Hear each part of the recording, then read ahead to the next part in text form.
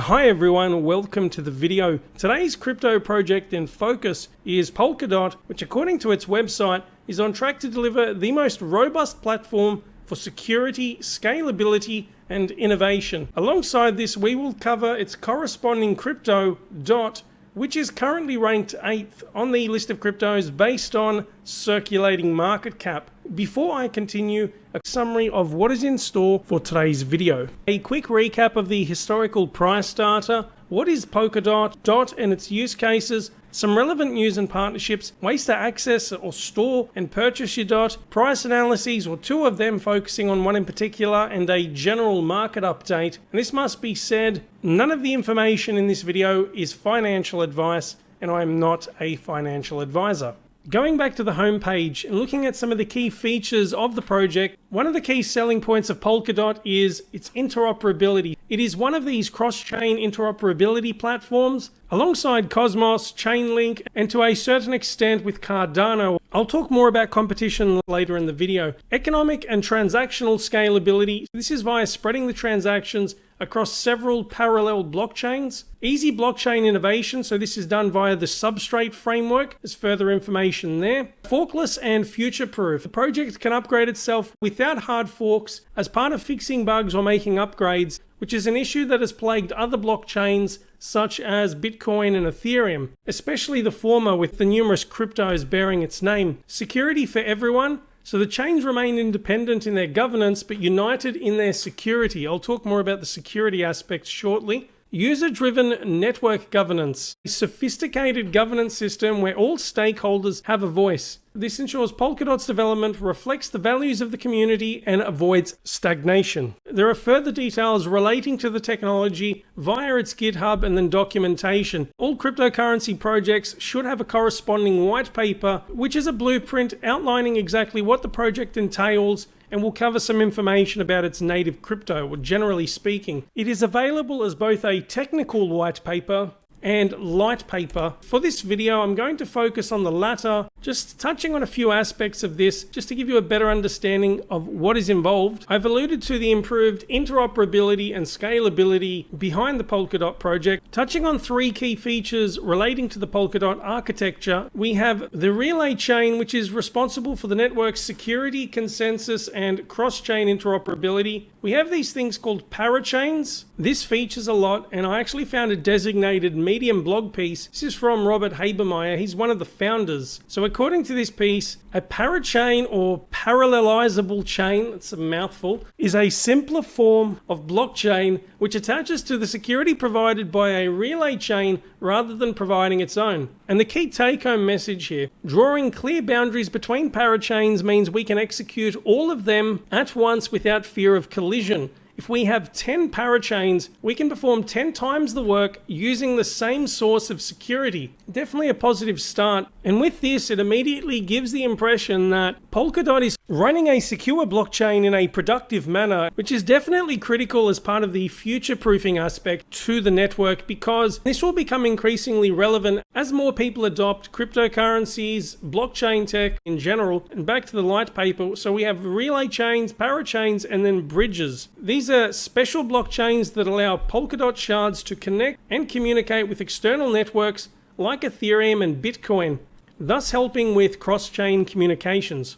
This light paper also expands on, it says validators, collators, further insight into the governance roles, the DOT token, which we'll speak about shortly. There's an affiliated blockchain project in crypto called Kusama. They refer to it as Polkadot's wild cousin. So it's an early, unaudited, and unrefined release of Polkadot created to test the network's technology and economic incentives in a real-world environment. Essentially a testnet, just like numerous ones for Ethereum. In relation to Ethereum, there are so many sources on the interwebs that constantly refer to Polkadot as this new Ethereum killer. And I use that in inverted commas because I've lost count of the vast number of projects touted as Ethereum killers. I'll give you my input in relation to this claim and whether it actually stacks up later in the video in the price analysis, so stick around for that. Focusing on Polkadot, the consensus algorithm used to help run the network is proof of authority. Now this differs from proof of work for cryptocurrencies such as Bitcoin, Litecoin, and Monero, so that involves involves mining. We have proof of stake, which is used by Ethereum, Cardano, Tezos, and others. In the case of Polkadot, they have proof of authority based on this information here. The POA chain is maintained by 6 validators belonging to the Web3 Foundation. So as a side note, that is the main organization spearheading the Polkadot project. The chain will only allow users to claim DOT tokens or submit their intention to validate or nominate. If you scroll down, in a nutshell, eventually they will move from a permissioned proof of authority system or blockchain to a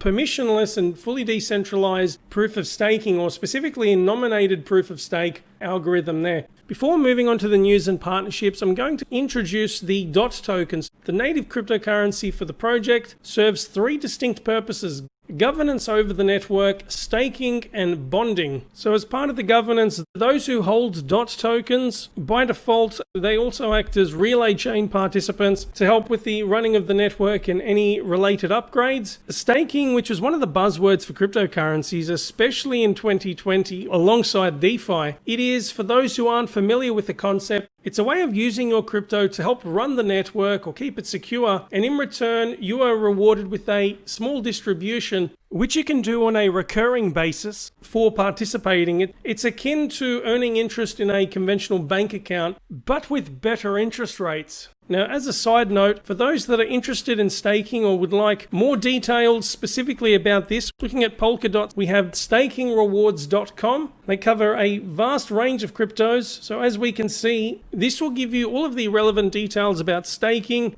the anticipated rewards with their corresponding calculator, how to delegate the tokens or to run a validator node, all the details you need to know there. Returning to the DOT token, the third purpose, as I mentioned earlier, by bonding these tokens, it allows you to add new parachains. As old ones are then removed. Moving on to some relevant news, there is this piece from Crypto Slate. Here are some of the big projects in 2021. So after signing off on an action-packed year, Polkadot is gearing up for an even more eventful 2021. We take a look at some of the projects that are set to launch on the blockchain platform this year, as well as a few major updates to the networks in the coming weeks. One of these I will cover is Frontier. This ties in with the interoperability aspect. A screenshot of the related information is available here. However, I'll jump straight to the source. It says Frontier is Substrate's Ethereum compatibility layer. It allows you to run unmodified Ethereum dApps. The goal of this compatibility layer is to be able to run a normal Web3 application via the compatibility layer, be able to import state from Ethereum mainnet. This incorporates the Pallet EVM, which is the Ethereum virtual machine. More info there, but why this is significant, just to put this all into perspective, Ethereum is the largest dApp platform. Out of the various blockchains that exist or that are available, by far and large the most extensive, and according to this website, State of the dApps, it has over 3,000 decentralized apps available with more than 100,000 active users in a 24-hour period. To have this Polkadot aspect up and running and the improved interoperability or this connectivity with Ethereum dApps is definitely a step in the right direction. For those not looking at the screen, some huge names being built on Ethereum. Chainlink, which I alluded to earlier, there's MakerDAO, Uniswap, Aave, a lot of DeFi related content being run there, but nevertheless, it's a huge step in the right direction. I imagine this would only improve over time. So Frontier, or going back to the original article, there is Moonbeam and Akala. I won't cover the whole article, but the key take-home message there is there's a lot of hype pertaining to the project, which is reflected by the major price gains that we've witnessed, especially over the past 24 hours. The next article, once again from Crypto Slate, Polkadot becomes the first blockchain platform to rebrand through a bounty program. Polkadot announced it has hired leading design agency Koto to give the blockchain platform a complete design revamp. However, all the key decisions regarding the rebranding process will be driven and approved by the Polkadot community and its representatives on-chain. Gives a brief spiel about Polkadot. It says here, namely, the company has become the world's first blockchain to put its community in charge of the rebranding. The design overhaul, according to the official Polkadot bounty motion, Koto will leverage the input and insights from the Polkadot community.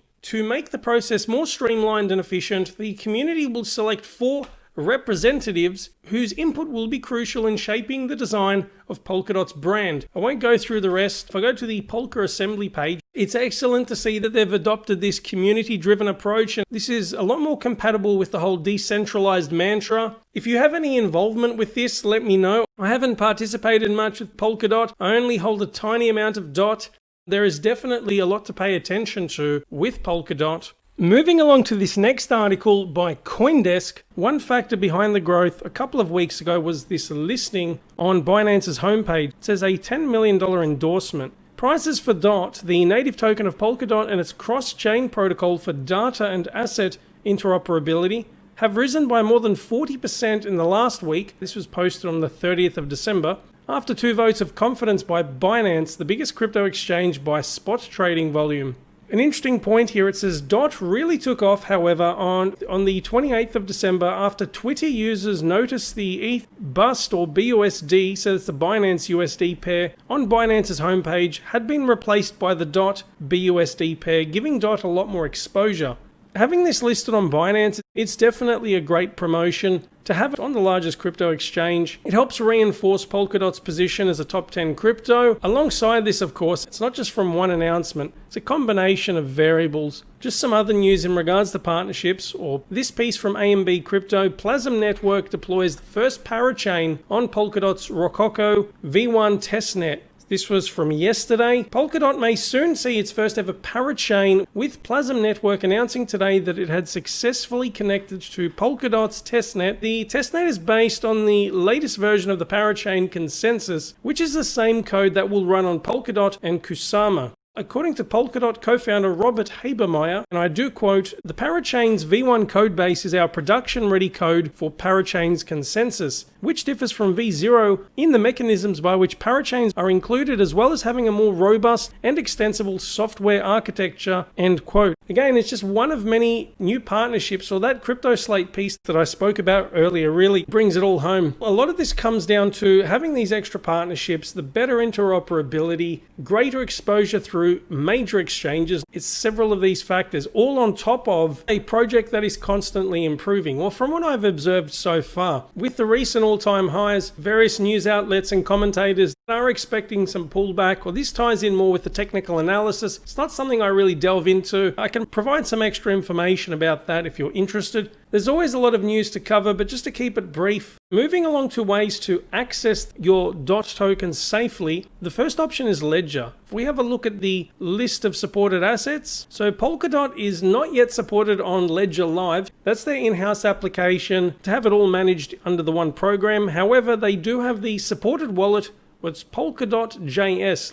Now, Trez is another popular choice. It's the primary hardware wallet that I would recommend, chiefly based on security reasons and the fact it's open source. Despite supporting over 1,600 coins and tokens, Polkadot is not actually listed here. If I try to find the word, the only option it gives me is this XDOT token, which is, I assume it's an obsolete token, or it's definitely not the primary option, actual DOT token itself. I'm still suggesting this nevertheless, because many people have a Trezor or a Ledger, at least one of those two. At some point, especially once Polkadot increases in popularity, you would assume they would provide some software updates to accommodate the DOT tokens. I could be wrong, but it would be silly otherwise to not have that option. But anyway, for brevity, I've come across this Polkadot wiki entry covering the list of supported wallets for DOT. Well, for those not looking at the screen, just a few major ones: Trust Wallet, Crypto.com, Atomic Wallet, Kobo Wallet, Guarda, and several other options. And then Ledger, as I mentioned earlier. So have a look through that and see what works best for you. Now that we've covered the list of wallets to access your DOT tokens, let's go over to my price analysis. For those who are new to my videos, or just to give you a brief explanation of how I reached this hypothetical circulating supply. Before I explain this information, just a quick overview of the relevant price statistics. So its all-time high, it was actually hit earlier today, $11.54, and I imagine this will continue going up in the coming days. the all-time low of $2.79. It's currently at $11 per dot. The circulating market cap of about 10.4 billion US dollars. The present circulating supply is 952 million dot. The total at the moment is 1.03 billion tokens. Now, bearing in mind, this is anticipated to increase. Just touching on the inflation info, because this relates to staking. So if I go to the Polkadot wiki page, under staking, you scroll down and you get to inflation. The take-home info here is there is no maximum number of dot, as in Bitcoin, which is at 21 million coins. Inflation is designed to be 10% in the first year, so this will vary depending on how much is being staked and what treasury decides to take. Now, the focus is the price targets and not inflation, but this is the reason why I have picked the circulating supply of 1.3 billion. Now, without further ado, the first one I have here is $30 per dot. And at the above-mentioned circulating supply, this would involve a $39 billion circulating market cap, assuming this above-mentioned price. However, realistically, before you know it, it would probably be reaching $14, $15 per dot. In the coming days, I envisage this target to be hit before the 1.3 billion figure. For the first two, I've run the numbers at the 1 billion dot circulating supply. So for $30 per token at 1 billion, that would just be $30 billion. At this rate, $30 should be fairly straightforward to reach. A shoo-in, in my opinion, not financial advice, of course. With the increasing interest in the space, these extra partnerships we're seeing, I strongly believe this will happen very soon. I don't give timeframes anymore for various reasons. The next one on the list is $80 per dot, and that would equate to a $104 billion circulating market cap. But once again, assuming that this target will be hit at a lower circulating supply, that would be $80 billion for the 1 billion figure. Anything is possible. It's very difficult to ascertain when or even if we will get to these prices. So I'm just running a couple of scenarios, especially for the first two targets. How likely is this? I'm almost certain in the next market-wide bull run, especially for altcoins, we would most likely get fairly close to this. The momentum and a lot of energy in the space relating to Polkadot, the previous news about major partnerships launching on the Polkadot blockchain would make it very enticing for people to throw some money behind it and most likely to get the price up to $80 per dot. As I alluded to earlier as well, having this listed on more exchanges, on top of having more wallets that can support this, or major wallets, and something that's a lot more user-friendly, all of these things should definitely assist the situation. The next target, this is where we start to get rather ambitious, $200 per dot, a $260 billion circulating market cap. Now, for perspective, if we return to the Coin Paprika website, just to compare it to both Bitcoin and Ethereum, to give you an idea of the amounts of money required or how this compares with current, we have Bitcoin and Ethereum at $714 and $138 billion respectively in their market caps. To reach this, we would need something roughly double of where Ethereum is at present. It's not out of the realm of possibility, but at this point, we would need to see, on top of what I mentioned earlier, many more trading pairs. This whole concept of Polkadot being an Ethereum killer, and I use that in air quotes, if we want that to come to fruition, we would need something that can parallel this thing called the Enterprise Ethereum Alliance. Just as a quick digression, it reinforces the vast number of organizations that are supporting the alliance. And here is the website. You can check out who is involved around the world. But back to Polkadot. So this greater adoption, more support on exchanges, a vast increase in the number of trading pairs. On top of, well, I'll introduce this for the last price target, $500 per dot. I have a $650 billion circulating market cap. Now here, or even at the $200 range, it's important to introduce the competitors. There are a few that come to mind. There's Cosmos, a well-established crypto project. It has 3 key objectives here on its website: improved scalability, usability, and the last one, interoperability, and it has its proposed solution via the Interblockchain Communication, or IBC protocol, to facilitate this connectivity between different blockchains. So that's one project. There is Cardano, another well-established decentralized crypto in the top 10, and they have interoperability as one of their focuses too. Just to read a line from this Why Cardano page, in terms of interoperability, there are 2 broad groups to discuss. First, interoperability with legacy financial systems, so the non-crypto world, and second, the interoperability with other cryptocurrencies. So again, they could pose a potential threat to Polkadot to a certain degree. The next one, Chainlink, again, to a certain extent, helping link various Oracle networks. Well, it says on their website, connect your smart contract to the outside world. In terms of the whole notion of an Ethereum killer, I think that's somewhat exaggerated. And by that, I mean, I highly doubt there'll be one of these companies or projects to completely dominate the others. There will be at least a handful that will do very well, but in relative terms, I still think each of them will play their role for improved interoperability or to run smart contracts and dApps. I don't see one being a complete Ethereum killer. That's my point. I'm sure many of these that I mentioned will still remain relevant, or perhaps new players could come along. I don't think anyone will rule them all, so to speak.